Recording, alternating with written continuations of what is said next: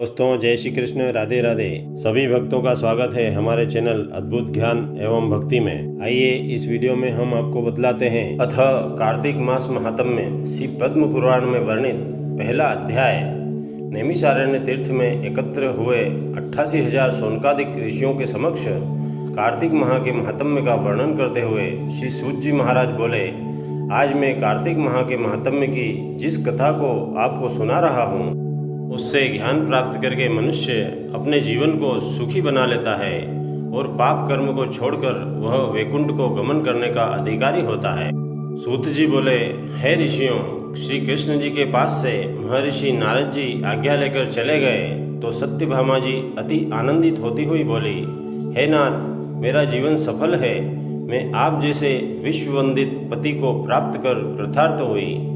मेरे माता पिता धन्य हैं जिन्होंने मुझे जन्म दिया, जो आपको 16,000 रानियों में आपकी अत्यंत प्रिय हूँ। मैंने कल्प वृक्ष आदि पुरुष आपके साथ नारद जी को विधिपूर्वक दान में दे दिया था, परंतु वही कल्प वृक्ष आज मेरे गृह में सदा लहराया करता है। इस बात को मृत्युलोक में कोई भी स्त्री नहीं जानती है।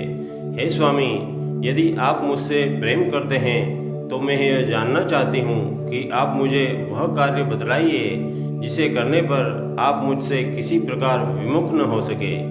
मैं यह अपने हित से आपसे जानना चाहती हूँ। सूत जी कहने लगे, हे ऋषियों, सत्यभामा के ऐसे वचनों को सुनकर श्री कृष्ण जी हंसने लगे।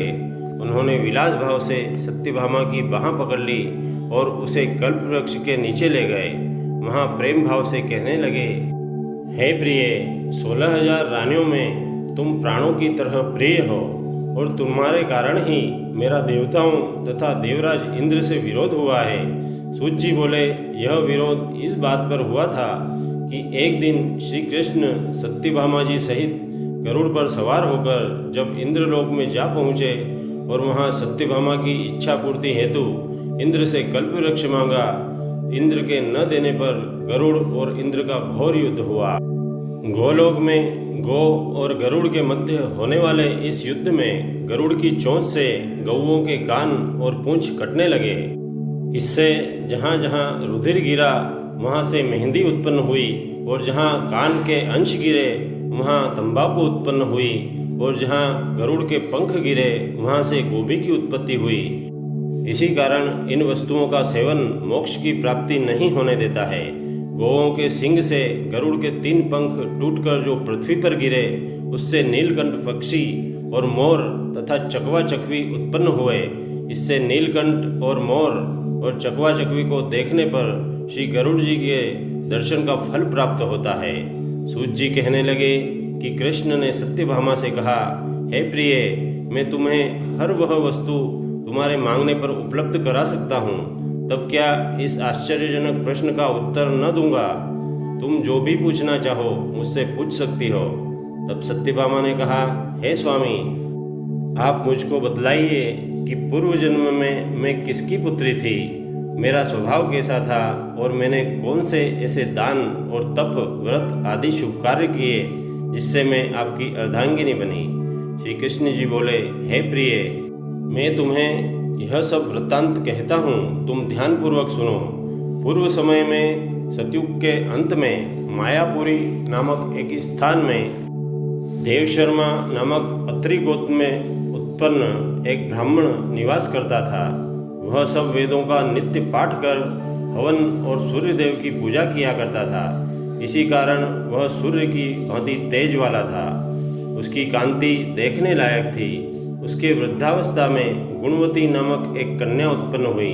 विवाह योग्य होने पर उस पत्नीहीन ब्राह्मण ने अपनी कन्या का विवाह अपने शिष्य चंद्र शर्मा के साथ कर दिया। चंद्र शर्मा अपनी भार्या गुणवती के साथ अपने ससुर की कुटीर पर रहने लगा। एक समय दोनों ससुर जमाता कुश तथा समिधा लेने के लिए हिमालय की तलहटी में पहुंच गए। वहां पर उन्होंने अपने सामने एक भयानक राक्षस को पाया तो भय से उनके शरीर शिथिल हो गए। उनमें वहाँ से भागने की शक्ति भी न रही। उस काल रूपी राक्षस ने उन दोनों को मार डाला। धर्मात्मा होने के कारण तथा सूर्य पूजक होने से दोनों को मेरे पार्षद वैकुंठ लोक को ले गए, क्योंकि शिव, गणेश, सूर्य, देवी और विष्णु की उपासना पूजा करने वाले सभी धर्मात्मा व्यक्ति स्वर्ग की प्राप्ति करते हैं।